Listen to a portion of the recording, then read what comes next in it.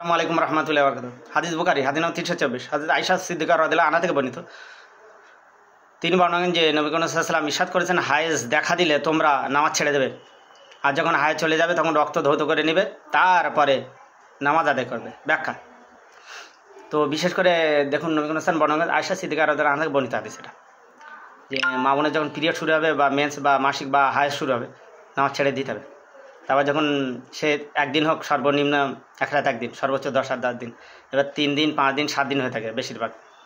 তো সেক্ষেত্রে তাদের ধরেন জোহরের রক্ত আপনার সেরে গেছে, জোহরের রক্তে আপনি পবিত্র হয়ে জোহরের নামাজ পড়তে হবে। আর আপনি আসরের পর থেকে বা জোহরের রক্তে নামাজ পড়ে আপনি স্বামী স্ত্রী সবাস করতে পারবেন, সমস্যা নেই।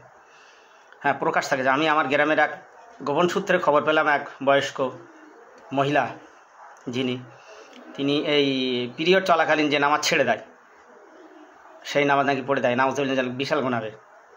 আয়েশা সিদ্দিকা রাদিয়াল্লাহু আনহাকে এক মহিলা জিজ্ঞাসা করলেন যে আমরা কি এই নামাজ পড়ে দেবো?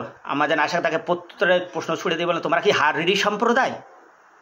নবী সাল্লাল্লাহু নিষেধ করেছেন এই নামাজ পড়তে।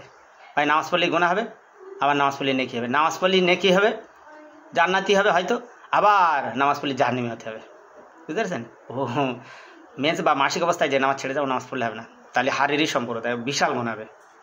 বেশি বুঝতে গেলে ওরা বলেন নিজে নিজে মুফতি সাজলে, আলেম সাজলে ওরা এমনি। আর কোরআন হাদিস ফলো করতে বলেছেন নবী সাল্লাল্লাহু আলাইহি ওয়াসাল্লাম, যে এই কোরআন আর হাদিস যারা ফলো করবে তারা পৃথিবীর কেউ তাদেরকে গুমরাহি করতে পারবে না। আর এই দুটো যারা আছে তারা শিরক কুফর বেদাত করে চাড্ডি বাড্ডি করে বসে পড়ে থাকবে।